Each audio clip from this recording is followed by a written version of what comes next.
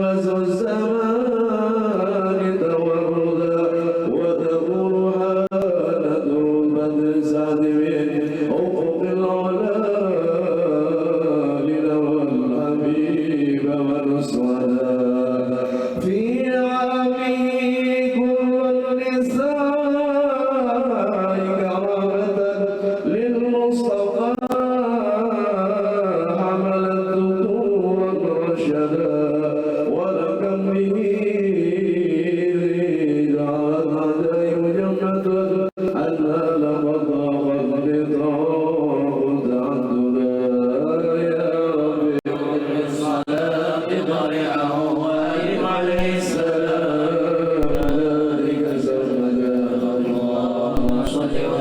وبارك عليه وعلى آله من حمله لما وضع شعر رضا وأبى البنون وأبى النبي الأجود وبطيبة قد كان ذلك مدتا أمواله من أرض الشام الصيدا وأقام فيها عندهم متوليا شعرا سقيما صابرا متجلدا وضرر قد أشرقت أنواره من ساره نال المنى والمقصدا ولدى تمام الحمل 9 أشهر عانت ولادة من أتانا مرشدا وتأوجت جواز الكون من نباته وبدا الهبوط جلدا وتنفست أنوار سمع النور حتى غدا ليل الظلام مبددا ولأمه في ضرب جاءت مريم وكذاك آسية التي منيت هدى وتوين الفردوس حور ربهما ليكون تانيسا لها وتوددا فهناك قد جاء المخاض فأبرزت شمس الهدى خير الأنام لوعدا صلى الله على محمد صلى الله عليه وسلم صلى الله على محمد صلى الله عليه وسلم صلى الله على محمد يا ربي صل وسلم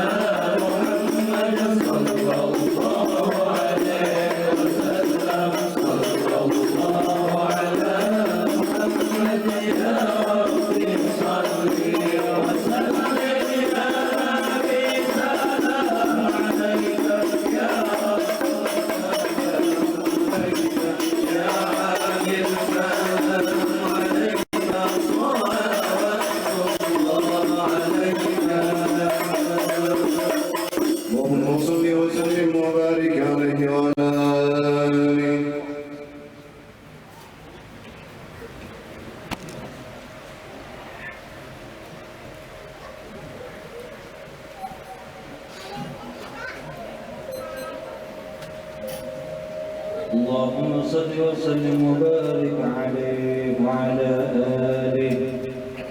ثم المشفع لم يزل مترقيا رتبا بحسن كما لها قد أفردا، حتى له الرحمن أرسل رحمة طوبى لمن بتقويم ملته اهتدى، وبجسمه والروح أسرى يقظة، ولكم عجائب قد أراه وأشهدا. ركب البراق وسار تحت ركابه جبريل يمشي كي ينال سوجدا، إذ أما كرسا فيه أما الأنبياء ورقا لمعراج السرور ليسحدا، ويريه من آياته الكبرى ومن فرض الصلاة الخمس يبلغ مقصدا، ولقاب قوسين الحبيب لقد دنا حتى رأى مولا علا وتمجدا، وبعين رأس كان ذاك وقلبه فاحفظ لهذا حيث صح وسددا، وله لقد قال العلي ملاطفا سلني لتعطى ما سألت وأزيدا، أنه الأمين لقد تأخر هيبة لما به بالنور زجا ليشهدا، إذ قال لو قدمت أحرقني السنا فمقامه بالروح حقا يهتدى. يا رب عبد الصلاة ضرحه وآدم عليه السلام ذاتك سرمدا. اللهم صل وسلم وبارك عليه وعلى آله. اللهم صل وسلم وبارك عليه وعلى آله. قد كان طه المصطفى خيرا ورى خلقا وخلقا مثله لن يوجدا، مبيض قد تشرب حمرة ما قامت مرفوعة سقيت ندى، سهلا لخد كسلحيته التي قد شرفت وعظيم رأس مجدا، أقنى لعلمين أغر واسعا فمه حوى درا وحسنا أوحدا، وكحيل طرف كان سيدنا كذا ذا جبهة فاقت هلالا أرشدا، وحواها واجب زججت وتفلجت أسنانه محمر خد أوردا، وإذا مشى متكفئا فكأنما ينحط من صبب على مسترشدا، من حسن طلعة وجهه شمس اكتست وبنور ضوء جبينه البدر ارتدى، فيفوح منه جدا يفوق من طيبه مسكا ذكيا مستطابا أجودا، ويعظم الشرفاء والفضلاء أولم يحقر فقيرا بل نداه تعودا، ولأهله ذا خدمة متواضعا لله في دار الفناء زاهدا، والثوب يرفع بل ويخسف نعله والعذر يقبله ويصفه عن نداء، لله يرضى ثم يغضب إذ فشت حرماته إذ في عواقبها الردى، وتهابه كل الملوك جلالة ولمن يلاقي بالسلام قد ابتدى، ويوازر الأصحاب حق مزاحه ولهم بنصح لا يزال مسددا، كم من خصائص ليحصر جمعها وبها ختام الرسل أضحى مفردا. يا رب عبد الصلاة وآدم عليه السلام ذاتك سرمدا. اللهم صل وسلم وبارك عليه وعلى آله. صل وسلم على سيدنا محمد وعلى آل سيدنا محمد.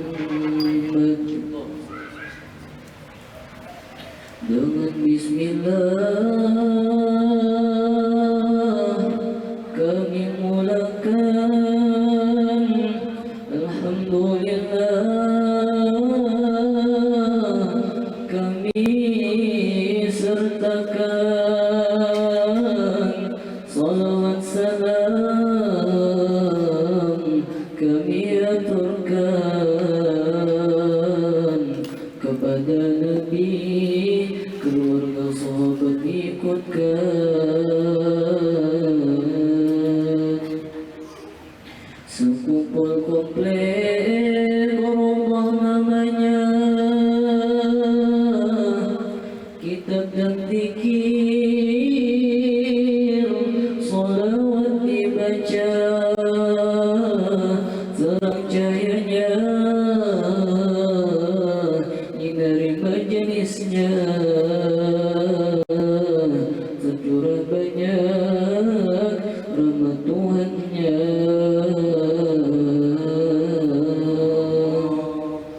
Sekumpul mengumpul banyak ulama, kumpul bersama di majelisnya. Seorang guru lautan ilmunya, Syekhuna Zaini mimpin talimnya.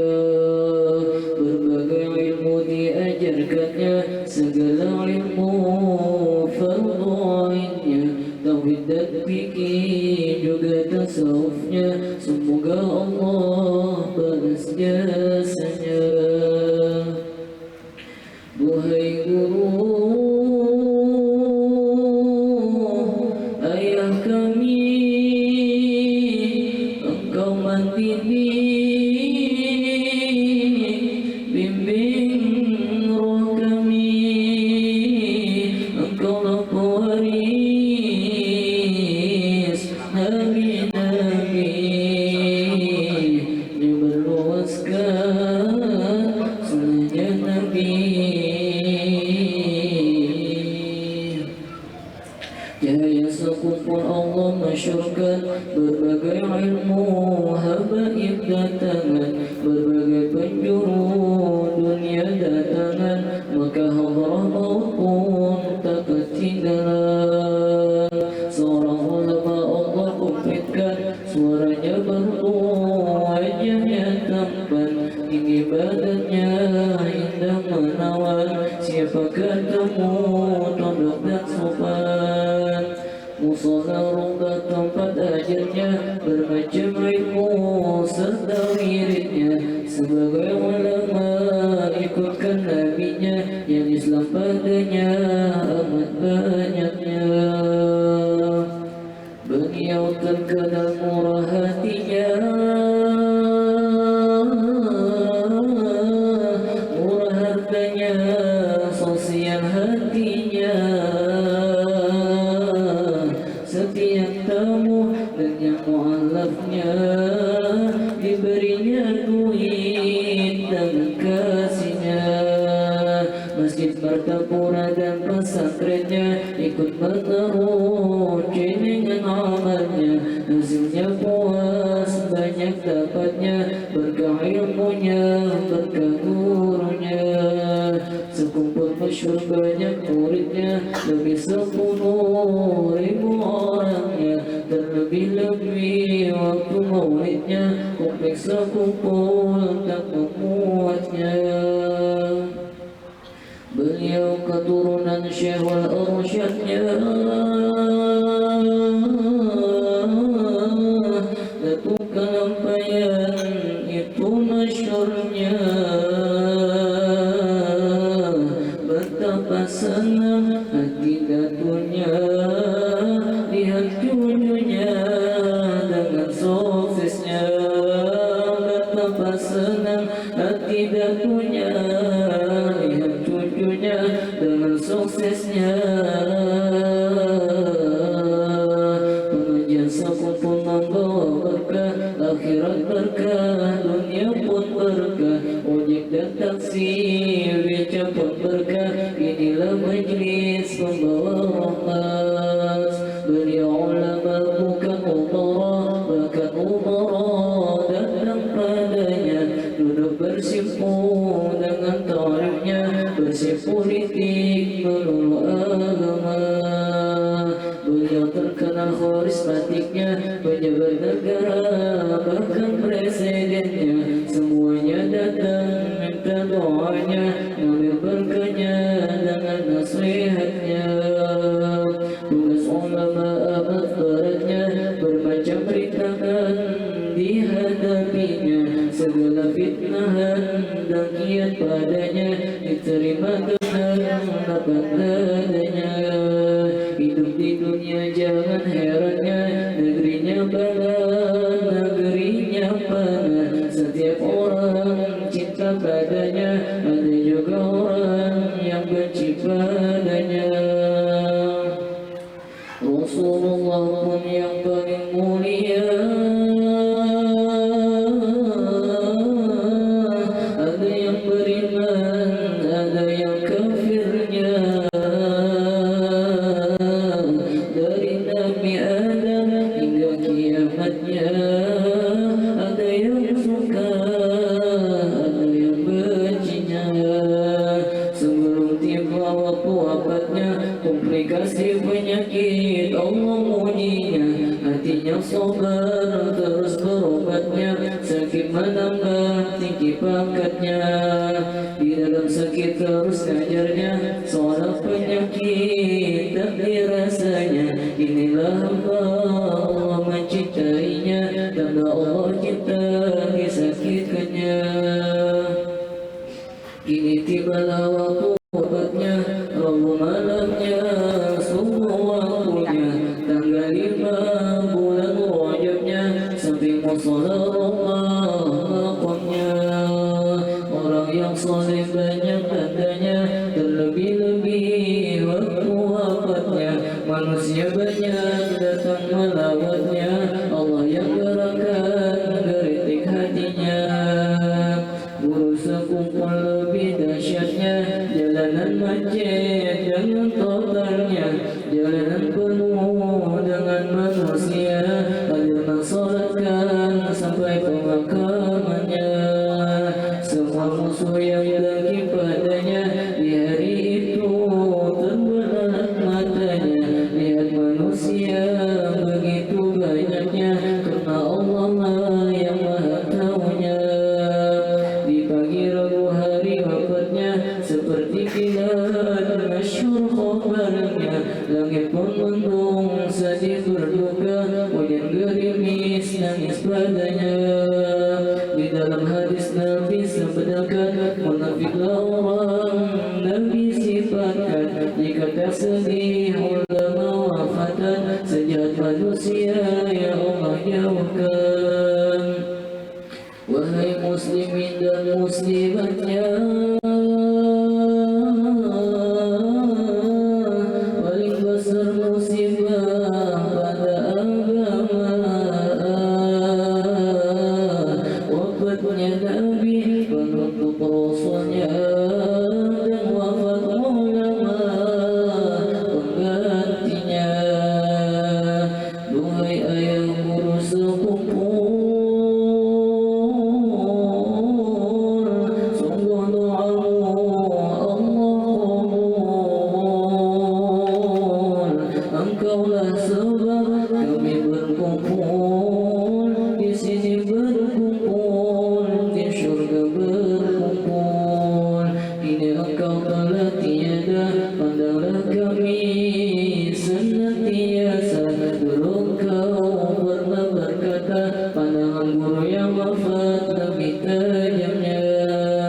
Namamu terus dikenang-kenang, semua orang cinta dan sayang. Seorang guru lucu beriang, pikirannya kusut menjadi hilang. Engkau figur yang Nabi gambarkan, berikan ilmu, berikan amalan. Pastilah engkau di kubur nyaman, terima balasan jazaa'ul ihsan. Sebelum wafat engkau sempatkan, berikan kami terbaik amalan. Paket Al-Quran yang kau pilihkan, semoga kami diistiqamahkan.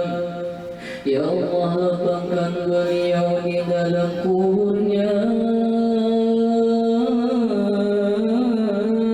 Turunkan rahmat-Mu ya Rabb banyak-banyaknya. Ciumkan beliau bau syurganya, semua dosanya hilang dan sirna. Ya Allah, kami pun mohon ampunan, dunia akhirat mohon diselamatkan.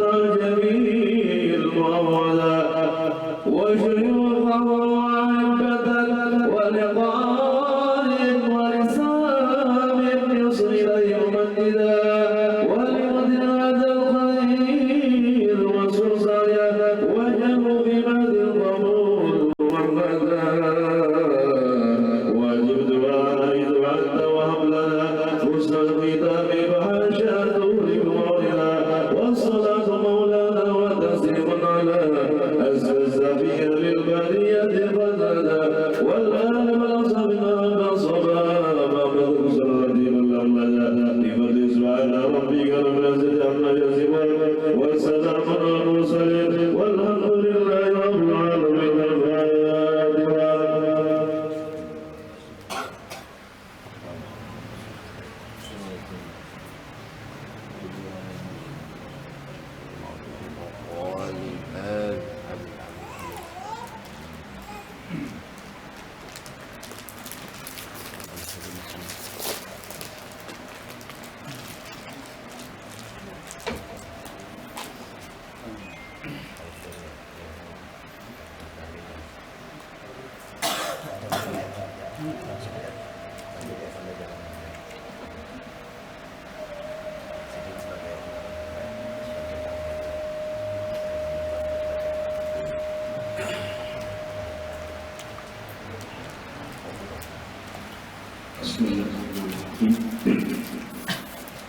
Assalamualaikum warahmatullahi wabarakatuh. Alhamdulillahi rabbil alamin. Wassalatu wassalamu ala asyrafil anbiya wal mursalin sayyidina wa maulana Muhammadin wa ala alihi wa sahbihi ajma'in. Subhanaka la ilma lana illa ma 'allamtana innaka antal alimul hakim. ولا حول ولا قوة إلا بالله العلي العظيم. رب اشرح لي صدري ويسر لي أمري واحلل عقدة من لساني يفقهوا قولي. أما بعد، المحترمون para tuan guru, para habaib dan para jamaah baik laki-laki ataupun perempuan yang malam ini berhadir, ulun diminta untuk membacakan manaqib yang mulia guru kita Guru Sekumpul. Jadi sebagai pengakuan terhadap hajat Sahihul Bait, maka ulun malam ini akan membacakan sebagian daripada manaqib yang ada di hadapan ini. Karena tadi Sahihul Bait Mahabali akan ada tamu Habib yang akan datang. Jadi insya Allah sambil menunggu kedatangan beliau, belum bacakan. Karena kalau beliau datang, belum stop. Biar beliau yang melanjutkan mengisi mau'izatul hasanah. Ya. Dan sebelum kita memulai belum bacakan manaqib, maka sama-sama kita kirimkan Fatihah untuk beliau. Biniyatul qubul wa tamamul kulli sul wa ma'mun wa ila hadrati sayyidina wa nabiyina Rasul sallallahu alaihi wasallam wa ahli baitil kiram wa sahabati wal qarabati wat tabi'in wa dzurriyyati ajma'in.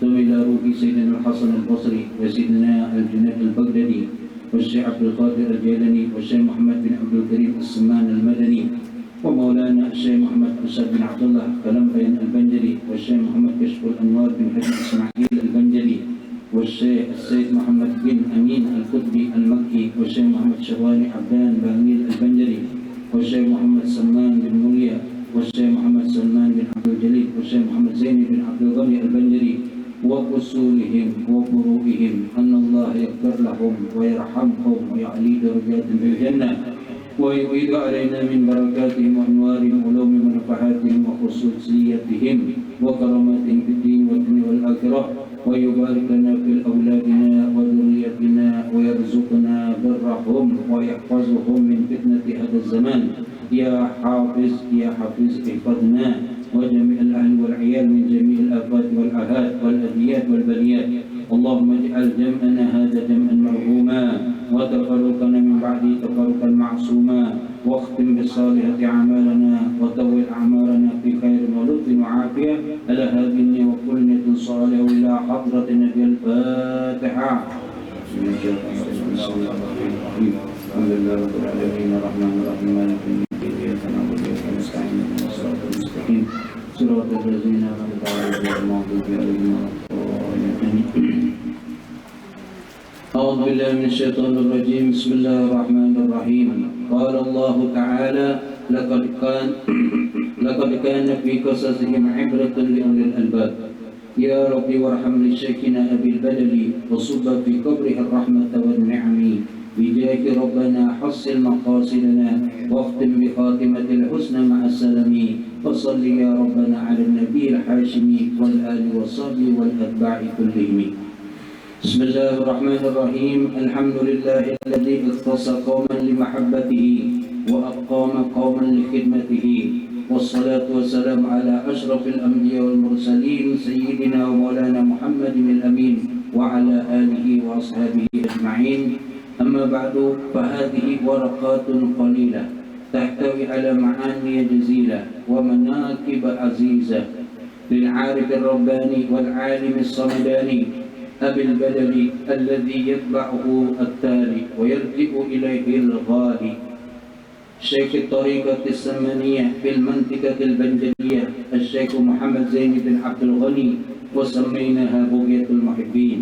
ونسأل الله الكريم المنان ونتوسل بنبي سيد ولد عدنان أن يجعل نفعها دائم السيران بيننا وبين الإخوان من وقتنا هذا إلى آخر الزمان، ويبلغنا بها إلى فصيح الجنان دار النعمة والامتنان. آمين يا رب العالمين. Dengan nama Allah yang Maha Pengasih lagi Maha Penyayang, segala puji bagi Allah yang telah memilih ia akan satu kaum untuk mencintainya dan mendirikan ia akan kaum yang lain untuk berkhidmat kepadanya. Salawat dan salam atas semulia Nabi dan Rasul, junjungan dan penghulu kita, yaitu Nabi yang sangat dipercaya, dan atas keluarganya dan sahabatnya sekalian. Adapun kemudian daripada itu, bermula kitab ini adalah beberapa lembar yang sangat sedikit namun mengandung makna yang banyak. Ia adalah sebuah manaqib yang sangat mulia bagi seorang arif rabbani dan alim samadani, Abil Badali, yang menjadi ikutan bagi orang di belakangnya dan tempat kembali bagi orang yang terlewatnya. Syekhut Tariqat Samaniyah di negeri Banjar, yaitu Syekh Muhammad Zain bin Abdul Ghani radhiyallahu anhu. Dan kami beri nama dengan beberapa lembar ini dengan nama Bugyatul Muhibbin, yaitu suatu yang sangat digemari oleh para pecinta.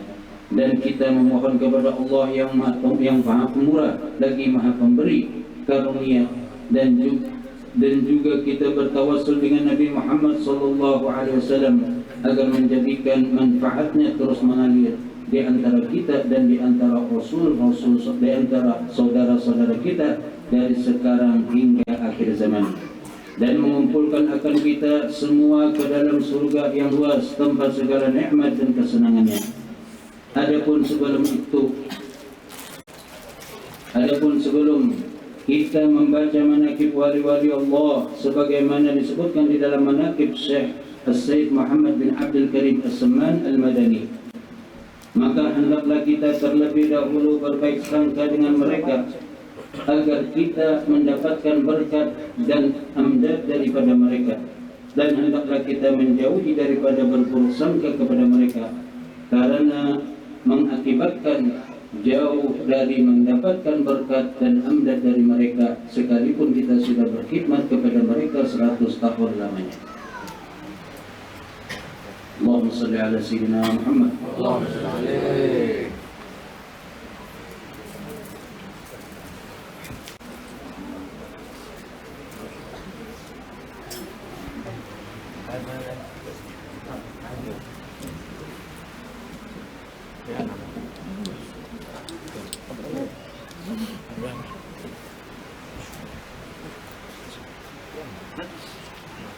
Sudah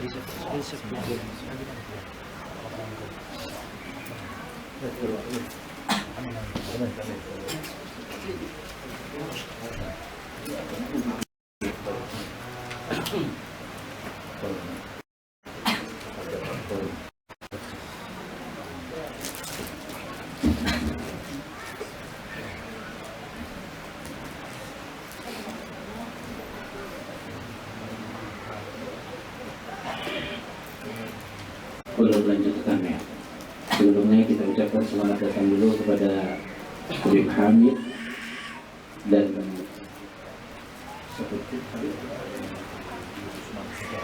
Habib Ali bin Uthman As-Segaf dari Bali, Masya Allah. Ini Bali yang seberang lautan yang menerima olehnya. Nah, lihat tuh batu licin lah dia. Batu licin. Oh, ada batu licin gitu. Ahlan wa sahlan. Hayakumullah. Afwan ana wasal.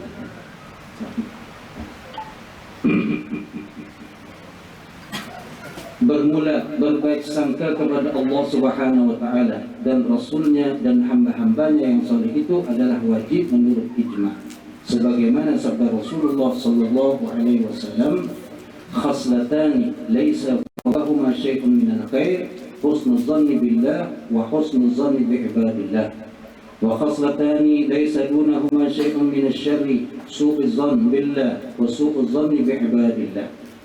Yang artinya dua perkara yang tiada di atasnya sesuatu yang lebih baik daripadanya, yaitu baik sangka kepada Allah dan baik sangka kepada hamba-hamba Allah. Dan dua perkara yang tiada di bawahnya sesuatu yang lebih jahat daripadanya, yaitu buruk sangka kepada Allah dan buruk sangka kepada hamba-hamba Allah. Dan adapun kelebihan berbaik sangka itu adalah barang siapa yang banyak sebagaimana berburuk sangka itu banyak kekurangannya, juga amatlah banyak, maka cukuplah bagi kita semua bahwa berbaik sangka itu menyebabkan baik kesudahan atau husnul khatimah, dan jahat sangka itu menyebabkan jahat kesudahan atau su'ul khatimah. Dan telah diriwayatkan bahwa manakala dibaca manaqib orang-orang saleh dan para waliullah, maka akan diturunkan oleh Allah beberapa rahmat kepada orang yang membacanya dan orang yang hadir mendengarkannya. Maka kita mengharap kepada Allah Subhanahu wa taala, mudah-mudahan dengan membaca manaqib ini Allah Subhanahu wa taala akan menurunkan rahmatnya yang luas kepada kita sekalian. Amin ya rabbal alamin. Ya Rabbi warham li syekhina Abil Badali wa subba fi qabrihi rahmata wal ni'ami bijahi rabbana hassil maqasidana waqtim bi khatimatil husna ma'as-salami wa salli ya rabbana ala nabiyil hashimi wal ali was sahbi wal atba'i kullihim. Qala Allah ta'ala wal baladut tayyibu yakhruju nabatuhu bi idni rabbih walladhi khabutha la yakhruju illa nakida kadzalika nusarriful ayati liqaumin yashkurun. Yang artinya, dan bermula tanah yang baik itu dan subur, mengeluarkan ia akan tanaman yang tumbuh subur dengan izin Allah Subhanahu wa taala.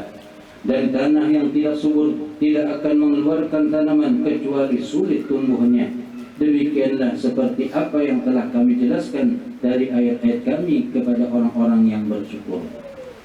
Bermula nasabnya beliau radhiyallahu anhu dari pihak ayahnya adalah yaitu Abdul Ghani bin Abdul Manaf bin Muhammad Salman bin Muhammad Sa'ad bin Abdullah bin Al-Alim Al-Allamah Mufti Muhammad Khalid bin Alim Al-Allamah Khalifah Hasanuddin bin Maulana Syekh Muhammad Arsyad Al-Banjari. Dan bermula nasab beliau radhiyallahu an dari pihak ibu beliau adalah Masliyah binti Sofiyah binti Iyam binti Muhammad Yusuf bin Al-Alim Al-Allamah Mufti Muhammad Khalid bin Al-Alim Al-Allamah Khalifah Hasanuddin bin Maulana Syekh Muhammad Arsyad Al-Banjari. Maka berkumpullah nasab orang tuanya beliau pada datuknya yang kelima, yaitu Al-Alim Al-Allamah Mufti Muhammad Khalid. Dan adalah radhiyallahu anhu ketika di dalam kandungan ibu beliau, maka ibu beliau diberi oleh Allah Ta'ala akan anugerah, yakni melihat cahaya laksana bulan purnama menuju ke dalam pangkuannya. Dan juga ketika ibu beliau radhiyallahu an sedang mengidam ingin memakan akan suatu makanan atau buah-buahan, maka digabulkan oleh Allah akan keinginan itu di dalam mimpinya, hingga keinginannya sudah tiada lagi manakala ia bangun daripada tidurnya. Dan ketika mendekati masa kelahirannya radhiyallahu an, pada waktu itu negeri di dalam keadaan kacau, yaitu waktu tentara penjajah Jepang sudah memasuki negeri Banjar. Dan untuk mendapatkan keamanan, maka kedua orang tua beliau keluar dari kampung Keraton ke kampung Tunggul Irang seberang, menuju ke rumah Abdullah, yakni sepupu daripada nenek beliau yang bernama Sofia. Dan di sanalah mereka tinggal untuk sementara waktu. Dipilihnya kampung Tunggul Irang seberang itu karena di kampung tersebut tidak pernah dimasuki oleh penjajah sebelumnya. Hal itu terjadi karena adanya seorang ulama yang bernama Tuan Guru Haji Abdul Rahman atau Tuan Guru Haji Adu bin Tuan Guru Haji Zainuddin yang tinggal di sana. Dan ketika radhiyallahu an dilahirkan ke dunia dari perut ibu beliau, yaitu pada sekitar jam 2 malam Arbi'a tanggal 27 Muharram 1361 Hijriah, atau bertepatan dengan 11 Februari tahun 1942 Miladiah. Ketika itu mata beliau hanya terpejam dan tiada ia menangis seperti bayi pada lazimnya, serta tubuh beliau pun membiru hingga nenek beliau yang bernama Salbiah mengira kalau cucunya itu akan meninggal dunia. Dan dengan berkat doa daripada Tuan Guru Haji Abdul Rahman, maka tubuh beliau pun berangsur-angsur merah seperti warna bayi kebiasaan, dan tangisannya pun mulai terdengar. Akan tetapi tiadalah beliau itu mau menyusu kepada ibu beliau, namun hanya mau menghisap lidah Tuan Guru Haji Abdul Rahman. Dan setelah beberapa lama diketahuilah bahwa beliau mau menyusu kepada ibunya manakala tiada ada orang di sisi ibunya, yakni yang bukan mahram. Dan adalah nama beliau ketika masa kecilnya, yaitu Kusairi. Kemudian diganti oleh orang tuanya beliau dengan nama Muhammad Zaini, permintaan beliau sendiri karena mengikuti nama seorang ulama besar, yaitu Tuan Guru Haji Ahmad Zaini bin Tuan Guru Haji Abdul Rahman Tunggul Irang. Ya Rabbi warhamni syekhina Abil Badali wa subba fi qabrihi rahmata wa ni'ami bijahihi Rabbana hassil maqasidana واختم بخاتمة الحسنى مع السلام وصل يا ربنا على النبي الحاشمي والآل والأتباع كلهم.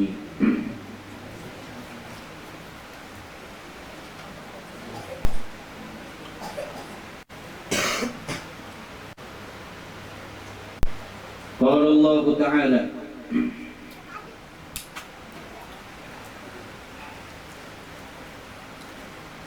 قال الله تعالى وما محمد إلا رسول قد خلت من قبله الرسل أفإن مات أو قتل انقلبتم على أعقابكم ومن ينقلب على عقبيه فلا يضر الله شيئا وسيجزي الله الشاكرين. Yang artinya, dan tiadalah Nabi Muhammad itu kecuali hanyalah seorang Rasul. Sesungguhnya telah berlalu sebelumnya beberapa orang Rasul. Apakah jika ia diwafatkan atau terbunuh seperti yang lainnya, kamu berbalik ke belakang, maksudnya kembali menjadi kafir. Dan barang siapa yang berbalik ke belakang atau murtad, maka tidaklah ia memberi mudarat kepada Allah sedikit pun. Bahkan sebaliknya, hanya memberi mudarat kepada dirinya sendiri. Dan Allah akan memberi balasan kepada orang yang bersyukur akan nikmat karunia-Nya. Dan adalah radhiyallahu anhu setelah mengalami sakit beberapa waktu hingga dibawa berobat ke Singapura. Inna lillahi wa inna ilaihi raji'un. Akhirnya diwafatkan beliau diwafatkan di rumah beliau di Sekumpul pada sekitar jam 4.40 hari Arbi'ah tanggal 5 Rajab tahun 1426 Hijriah dalam usia 65 tahun, dan dimakamkan beliau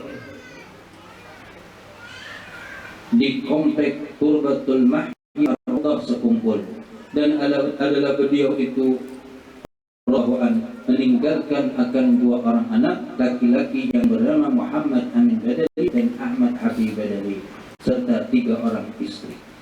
Rabbana wa adkhilhum jannata 'adnin allati wa'adtahum wa man salaha min abaihim wa azwajihim wa dhurriyyatihim innaka antal azizul hakim. Demikian yang bisa Allah sampaikan, ya, sebagian daripada manaqib daripada guru kita yang mulia, Guru Haji Muhammad Zaini bin Abdul Ghani. Semoga kita semua mendapatkan keberkahan dan sir daripada beliau, dan juga malam ini kita ada kedatangan 2 habib, dan kita manfaatkan kesempatan ini untuk mendengarkan mau'izatul hasanah dari beliau. Dan belum minta maaf, minta ridha dan minta halal kepada pihak seberataan, tidak bisa sempurna dalam membaca akan manaqib ini.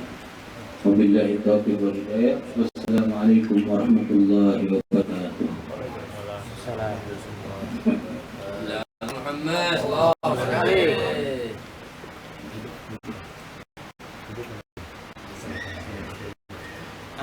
Pindah di sini biar kelihatan sama jemaah.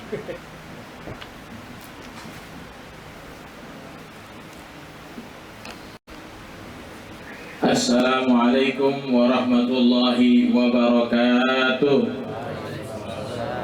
Alhamdulillah ala inbisat hadhihi al-mawa'id wa husul hadhihi al-fawaid wa hadha al-matir al-warid min hadratil malik al-majid biwasitati nabiyyih al-hamid. Allahumma salli wa sallim ala sayyidina Muhammad miftah babi rahmatillah adada ma fi ilmillah, salatan wa salaman bidawami mulkillah wa ala alihi wa sahbihi wa man wala, amma ba'du.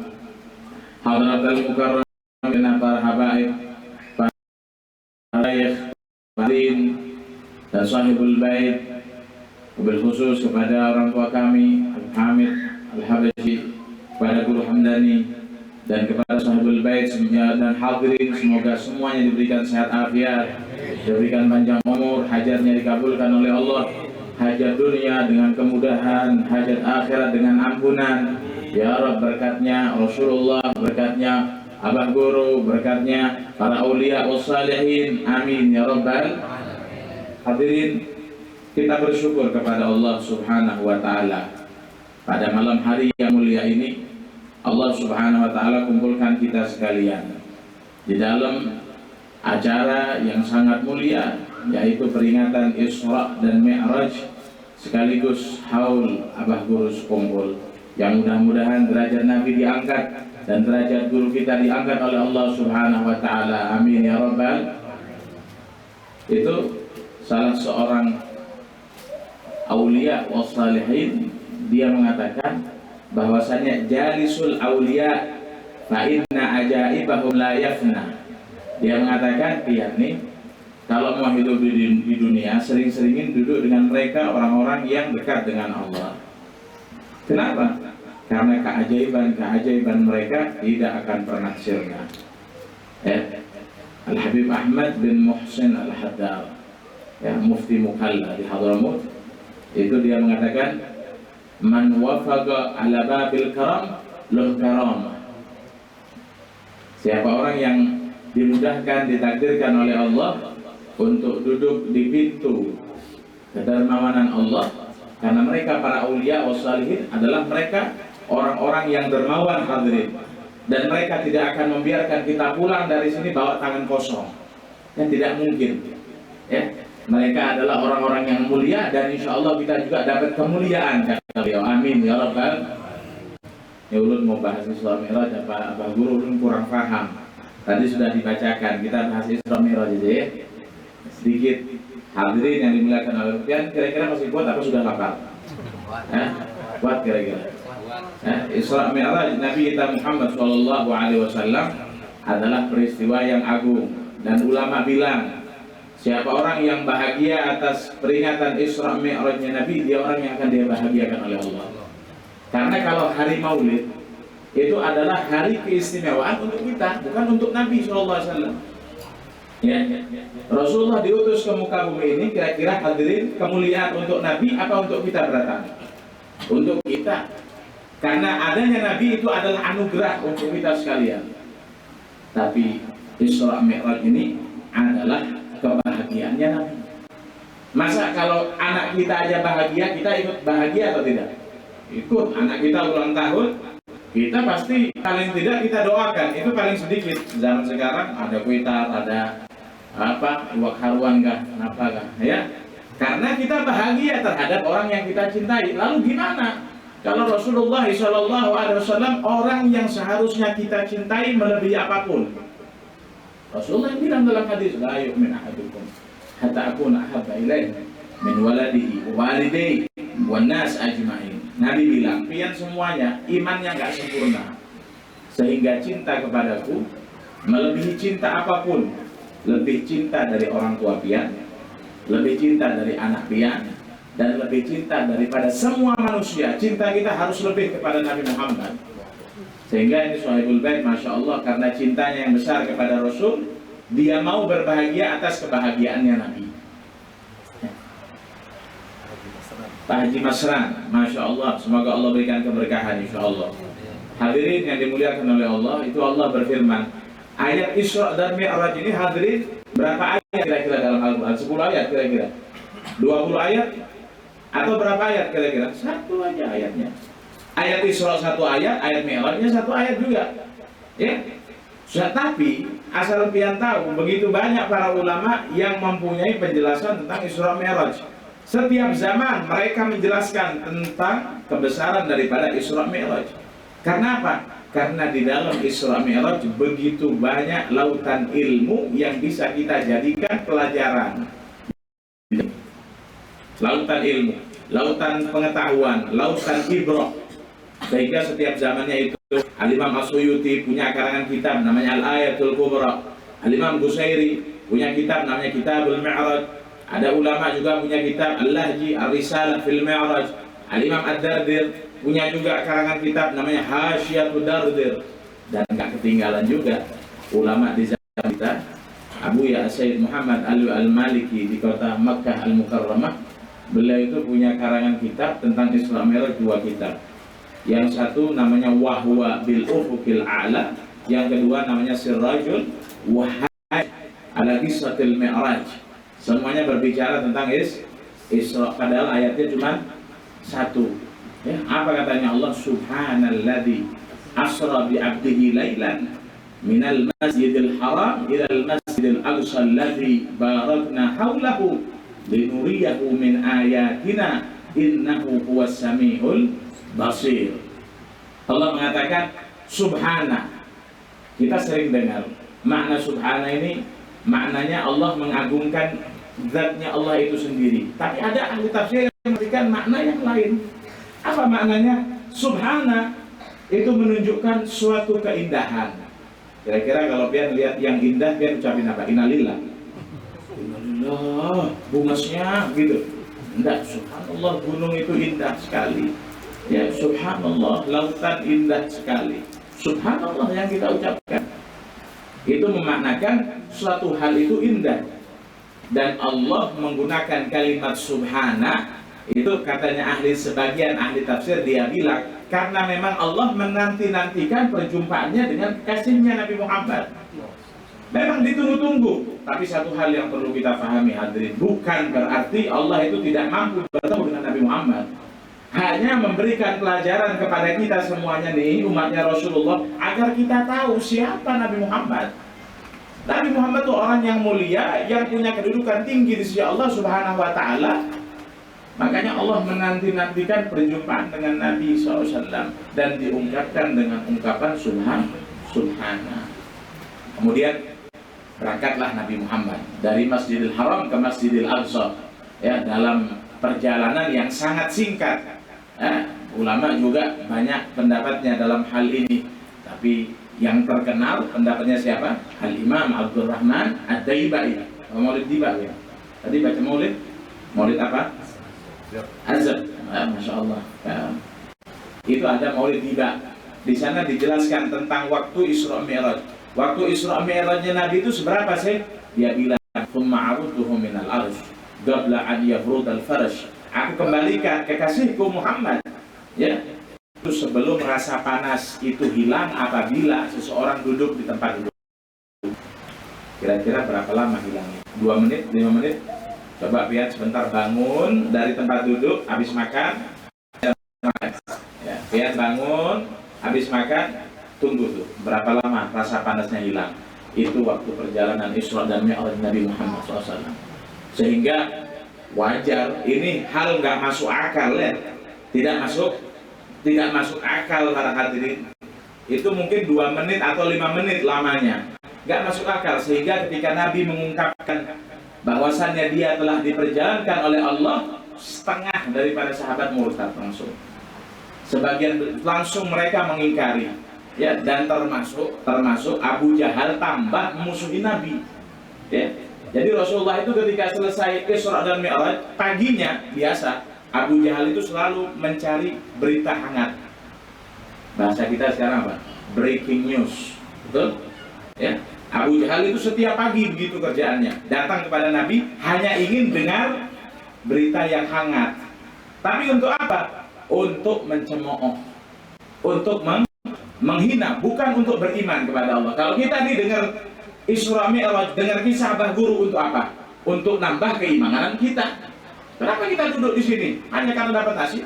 Karena hanya wadai sedikit? Enggak, karena kita pengen iman kita bertambah. Wa kullan naqussu min anba'ir rusul linuthabbitu bihi fu'ada, katanya Allah. Dan aku kisahkan kisah-kisah para nabi untuk menguatkan iman pian berataan. Ini Abu Jahal bukan untuk menguatkan iman, tapi untuk apa? Untuk mencemooh dan buat berita ini jadi tersebar viral kepada seluruh kaum kafir Mekah.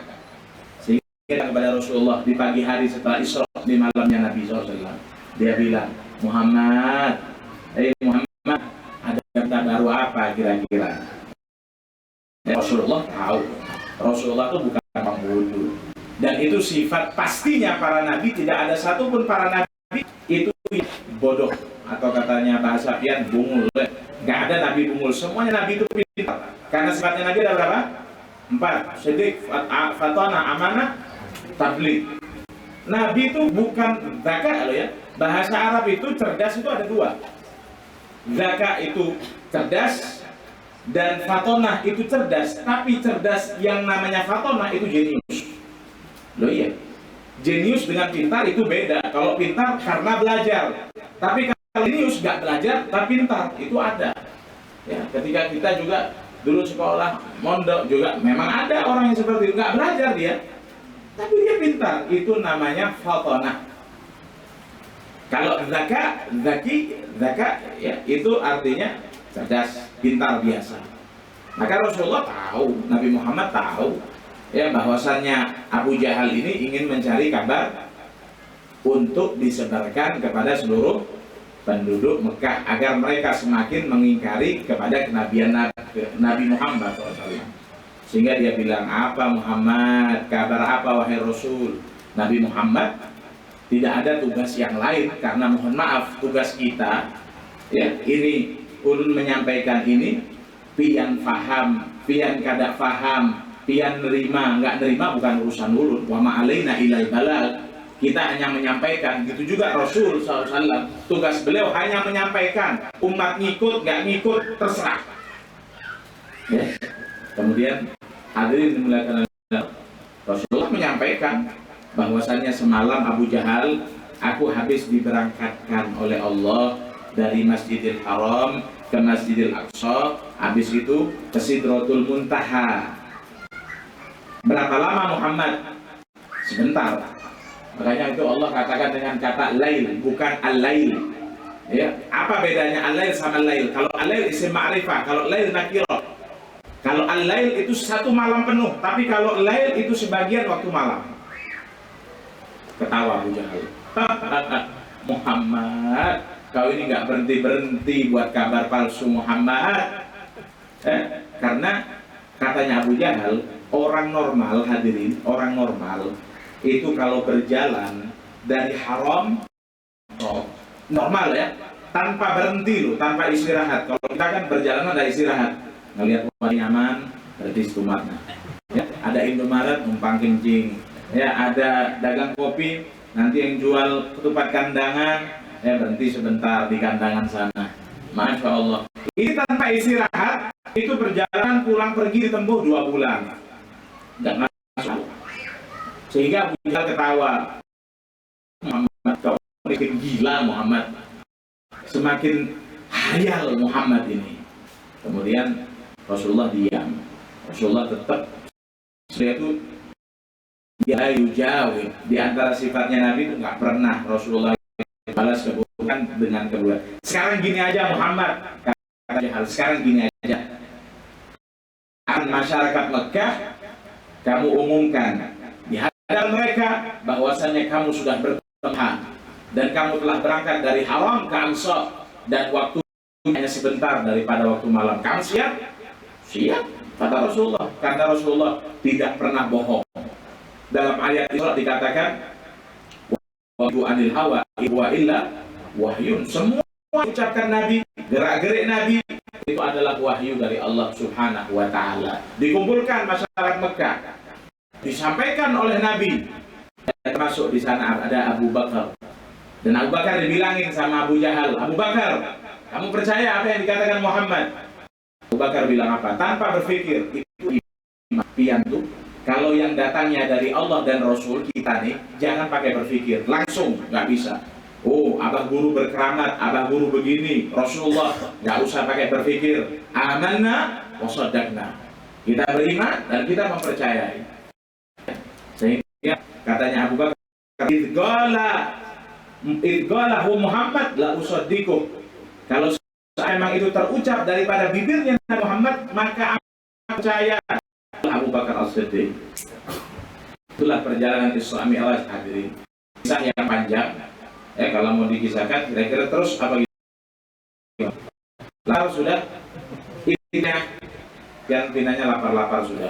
Ya, cukup sampai di sini ya. Intinya Isra Mi'raj ini iman kita kepada Allah dan Rasul dan mukjizat bagi diri Nabi Muhammad. Dan pada ayat yang Allah mengatakan Innahu huwas sami'ul basir, bahwasanya itu maha melihat, maha mendengar. Kenapa Allah pilihkan Asmaul Husna ini? Karena jadinya Isra Mi'raj karena sebab musibah yang Rasulullah alami. Tapi satu hal, Rasulullah tidak pernah mengeluh kepada Allah tentang masalah yang dia hadapi. Beda dengan kita. Kita baru punya sakit sedikit, punya masalah, duit kurang. Mohon ya Allah, kapan kau berikan yang jomblo-jomblo ini belum kawin pinanya? Ya Allah, apabila belum kawin, jujurannya lara dan lain sebagainya. Rasulullah, makanya Allah katakan Innahu wasami'ul basir. Tuhanmu itu Muhammad tidak pernah luput pandangan dan pendengarannya, melihat dan mendengarkanmu. Sallallahu alaihi wasallam. Mudah-mudahan kita diberkahi oleh Allah. Menjadikan Isra Mi'raj ini adalah pergi, ya, anak tangga yang bisa menaikkan kita kepada mahabbah kepada Allah dan Rasulnya. Amin ya Rabbal. Assalamualaikum warahmatullahi wabarakatuh.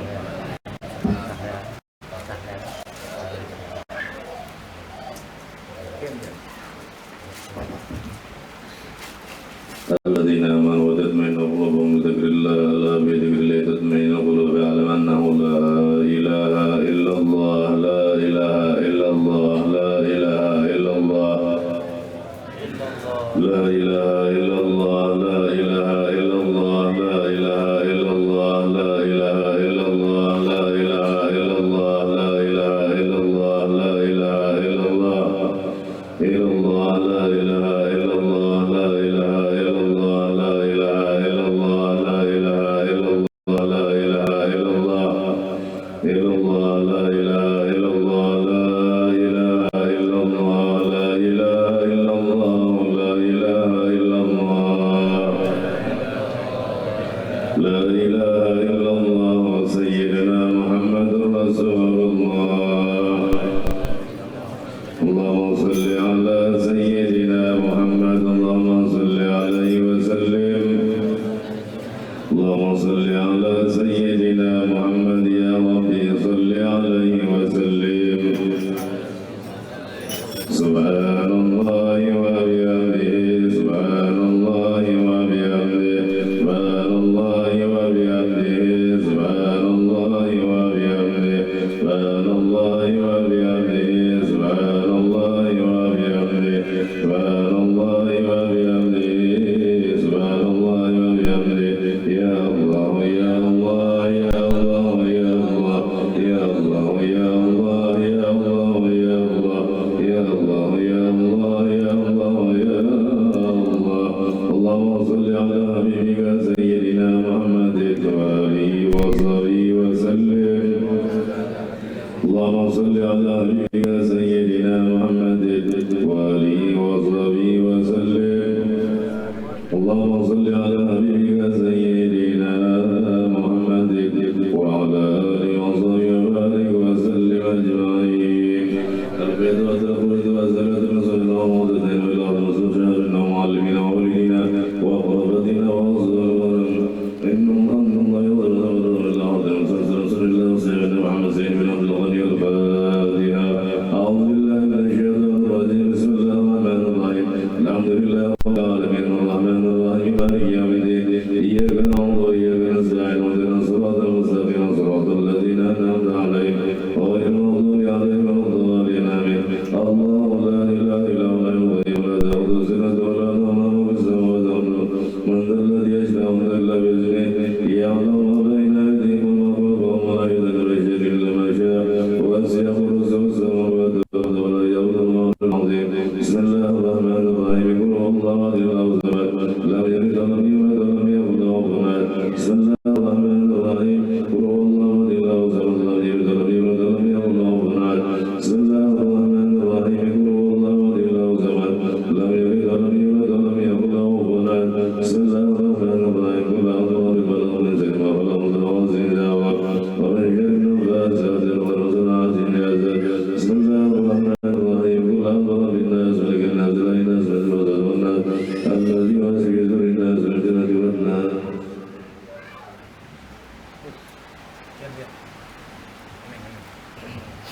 بسم الله الرحمن الرحيم الحمد لله رب العالمين حمدا كثيرا طيبا مباركا فيه على كل حال حمدا يوفي نعمه ويكافي مزيدا يا ربنا لك الحمد كما ينبغي لجلال وجهك وعظيم سلطانك سبحانك لا نحصي ثناء عليك انت كما ثنيت على نفسك فلك الحمد حتى ترضى ولك الحمد اذا رضيت ولك الحمد قبل الرضا ولك الحمد بعد الرضا الحمد لله رب العالمين اللهم صل وسلم على سيدنا محمد النبي الامين وعلى اله وصحبه اجمعين اللهم بلغ واوصل وتقبل ثواب ما قرأناه من القرآن العظيم وما هللنا وما سطحنا وما قلنا من قول يا الله وما صلينا على نبينا محمد صلى الله عليه وسلم وما عملنا من انواع الخيرات في هذا المجلس المبارك وفي هذه الساعة المباركة هدية واصلة ورحمة نازلة وبركة شاملة وصدقة متقبلة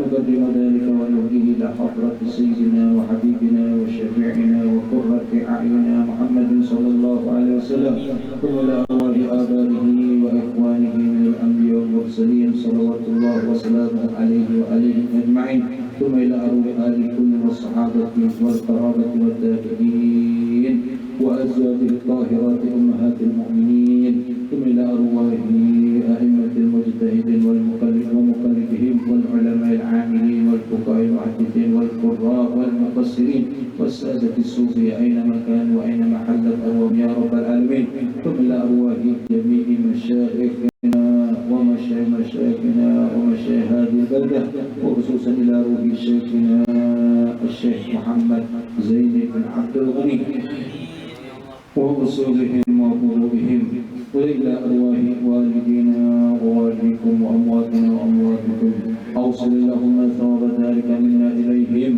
اللهم اجعله نورا يسعى ويتلألأ بين أيديهم اللهم اجعله فداء له من النار وسترا له من النار ونجاة له من النار وعتقا له من النار اللهم اغفر لهم وارحمهم وعافهم واعف عنهم واجعل الجنة مثواهم ومأواهم برحمتك يا أرحم الراحمين. اللهم أدخل في قبورهم الروحاء والريحان والفسحة والأمان والعفو والرضوان يا حنان يا منان يا من إذا سئل أعطى وإذا سئل عان. اللهم اجبر حسابنا واقبل دعاءنا واختم بصالحة أعمالنا وعلى الإيمان والإسلام جميعا توفنا وأنت راض عنا برحمتك يا أرحم الراحمين. اللهم اجعل آخر كلامنا عند انتهاء أجلنا قول لا إله إلا الله محمد رسول الله. أحينا عليها يا حي وأمتنا عليها يا مميت وبعثنا عليها يا بعيد وارفعنا بها يوم لا ينفع مال ولا بنون إلا من أتى الله بقلب سليم. اللهم مغفرتك أوسع من ذنوبنا ورحمتك أرجع عندنا من أعمالنا. ربنا اغفر لنا ولإخواننا الذين سبقونا بالإيمان ولا تجعل في قلوبنا غلا للذين آمنوا ربنا إنك رؤوف رحيم. ربنا آتنا في الدنيا حسنة وفي الآخرة حسنة وقنا عذاب النار. وصلى الله على سيدنا محمد وعلى آله وصحبه وسلم. سبحان ربك رب العزة عما يصفون وسلام على المرسلين والحمد لله رب العالمين. تفضل الله.